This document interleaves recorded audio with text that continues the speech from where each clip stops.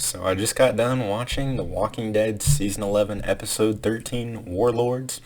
And I guess I'll start off with my spoiler-free review, just very brief. And then I'll go in and read over my notes and what I thought during the episode. But just for spoiler-free, I'll say that this episode may be my least favorite for this half. Which it pains me to say to a degree because we do got some really great stuff in here with Aaron and Father Gabriel are always so good. But I don't think that they can carry the overall plot and story of this episode with how it's kind of repetitive and some parts are maybe a little bit dry. It's right up there on the level of the Eugene and, Stephanie episode when he's trying to figure all that out. Not terrible, just my least favorite for this half. But I would still say I enjoy it more than some of the episodes from the first half, for sure. So, we'll go ahead and read over the notes and break down some of the things that I thought while I was watching it. So, I think I'll give it a 6 out of 10. 6 out of 10, 6.5 out of 10. Anyway, let's see. Elijah, it seems like it's painful to watch Elijah, the black guy who used to wear the mask, because he seems to be getting Comic Carl's storyline, right, with a romance with Lydia, So it's good to see, I guess, that getting adapted to a degree, but painful that it's not Chandler Riggs, right? Yeah, because just place him in all these scenes in your mind with Elijah, right? But okay, at least we're getting some more story for Lydia, because last episode I said, that we needed more story for her. That's not just the same old, though she's not fitting in with the group. But like I said, it doesn't make sense that she's with Maggie, because Maggie wasn't around for the Whisper stuff. So, anyway, I like Maggie's logic here with talking to Lydia about reasons of why they, shouldn't go help out the guy who came in on the horse at the beginning. She was like, well, in the past we've done like things like this, so why can't we this time? Maggie's like, well, maybe we shouldn't have, we don't have the resources to help them.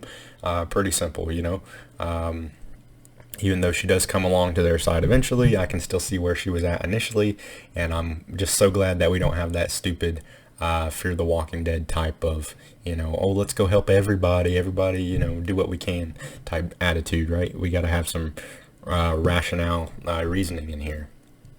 Yeah, it was weird seeing Maggie drive in the car for some reason. It feels like we haven't seen that since like season 2. Probably haven't, but yeah, it just looked weird to me. And we just rarely see them drive cars anymore since the Commonwealth.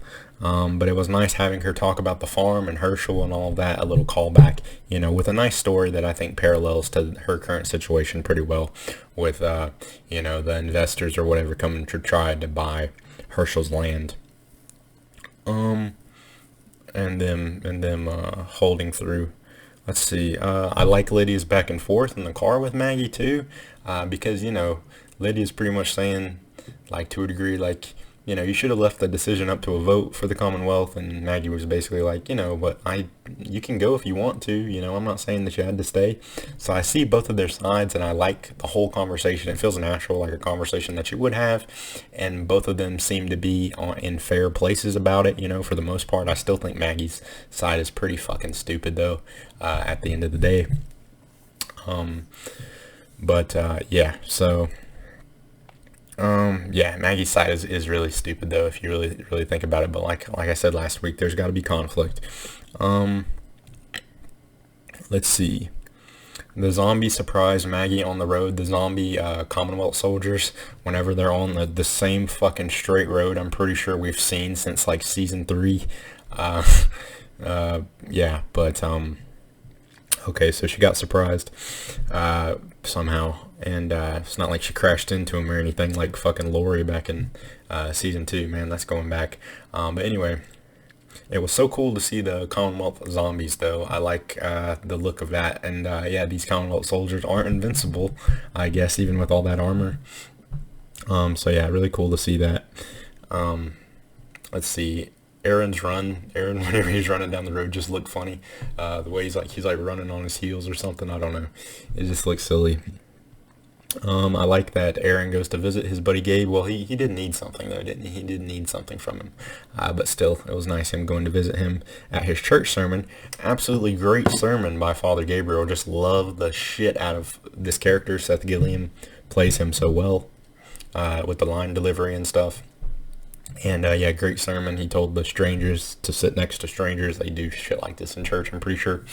Anyway, before the apocalypse, but they have them all sit together, and they're like, we're so divided in here, but we're so bonded out there. We need to be like we are out there in here. And I love that sermon. And then again, great delivery, great charisma by Father Gabriel. Just such a good character.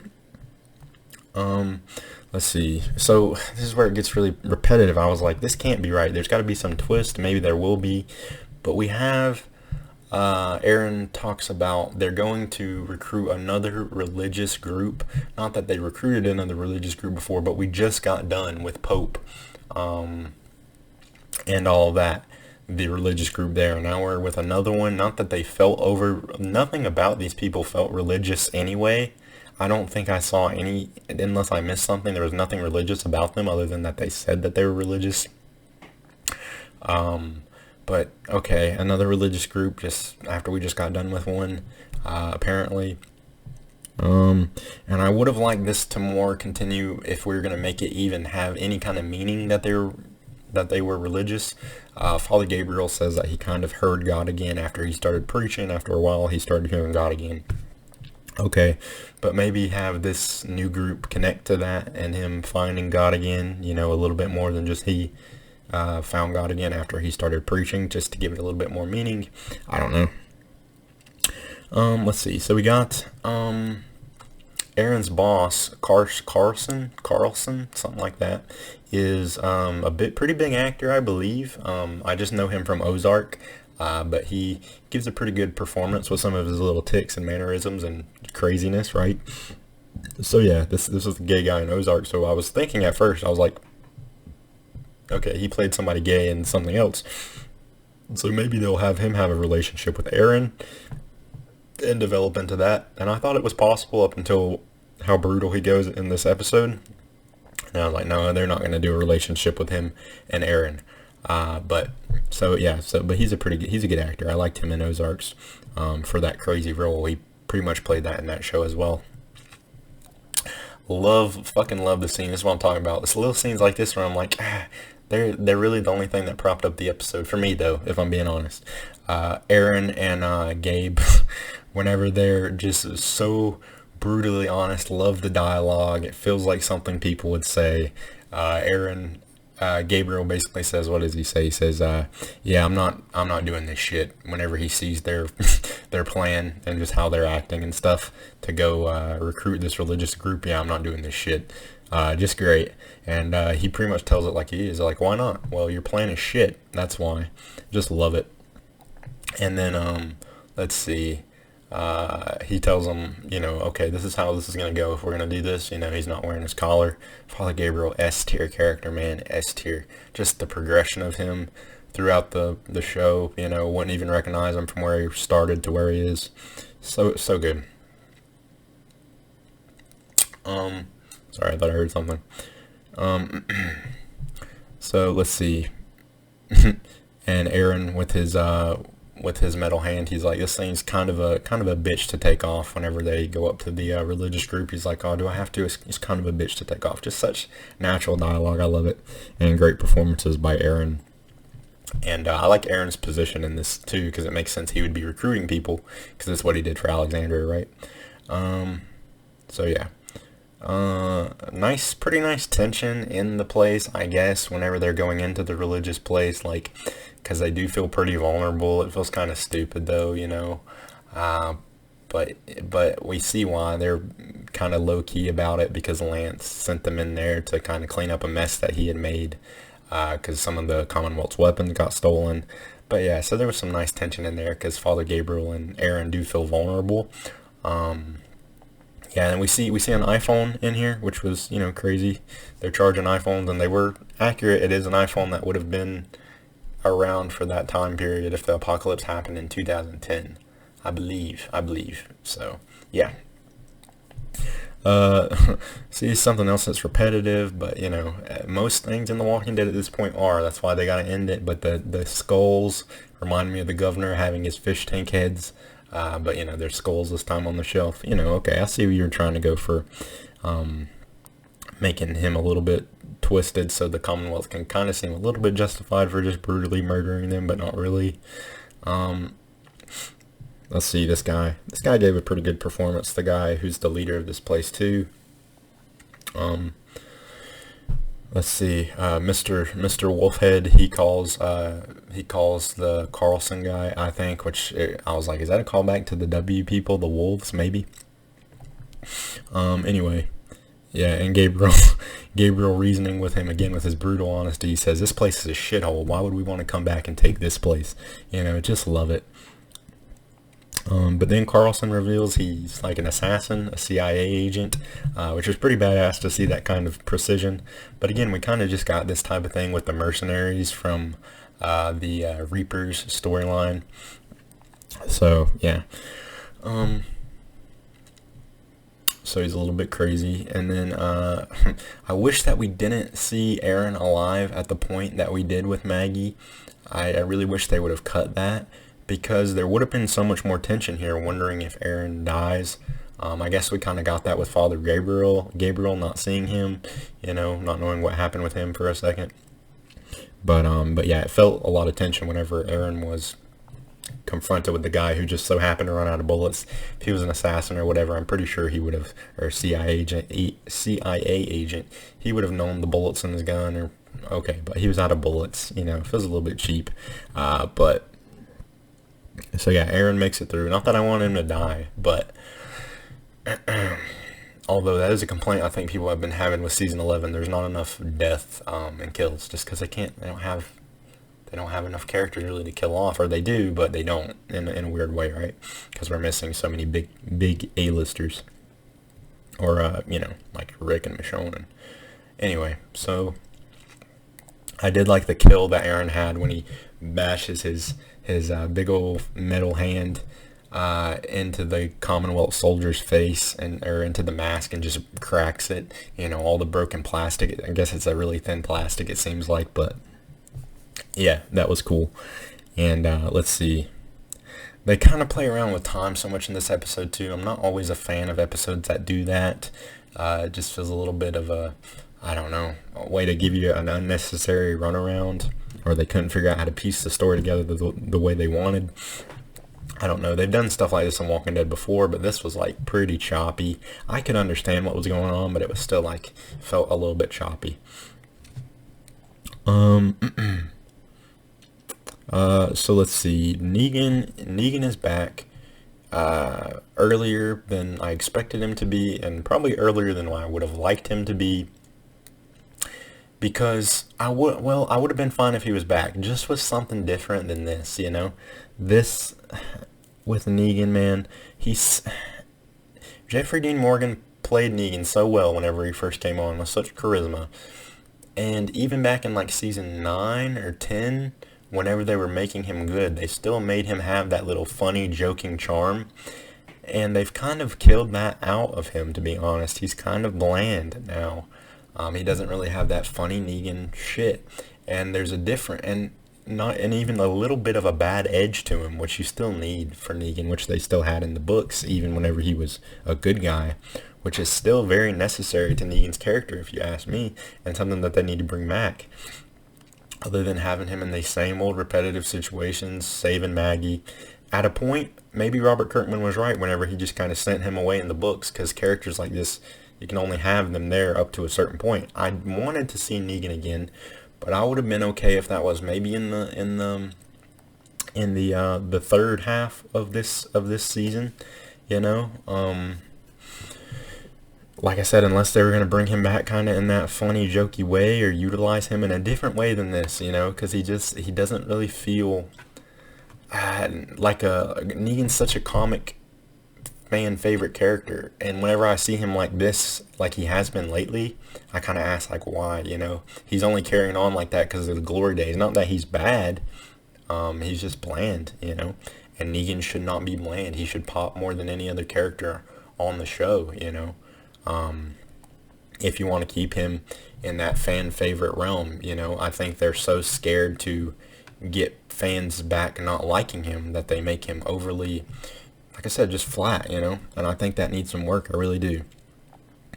Even with his style, he wears just like, I don't know what he's wearing.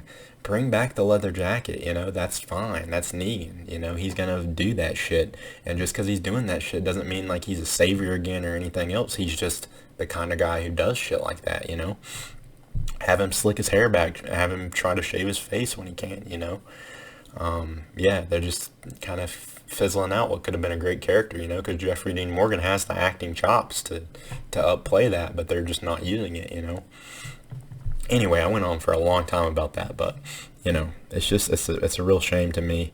And there was a point where it was like they started going in this direction, and I kept waiting for them to try back up. But yeah, so a great line. Like I said, he can still be good but have that joking edge. I remember in season 9, they were trapped in a room with him, and he was using like a line. He was like, "Father, not the father," to Gabriel, kind of teasing him like that. You can still have him in there, but giving these characters a hard time, And yeah, just reference the books for what that looks like as well. But anyway. I went on with that way too long, sorry, but okay. We're almost done anyway. So, Commonwealth soldiers throwing the people over the edge. Super brutal when you got guns and you could just shoot them. Yeah, throwing them off the building, okay. Yeah, this is really making the Commonwealth, maybe this is just a rogue group of the Commonwealth, because it's making the Commonwealth seem really bad.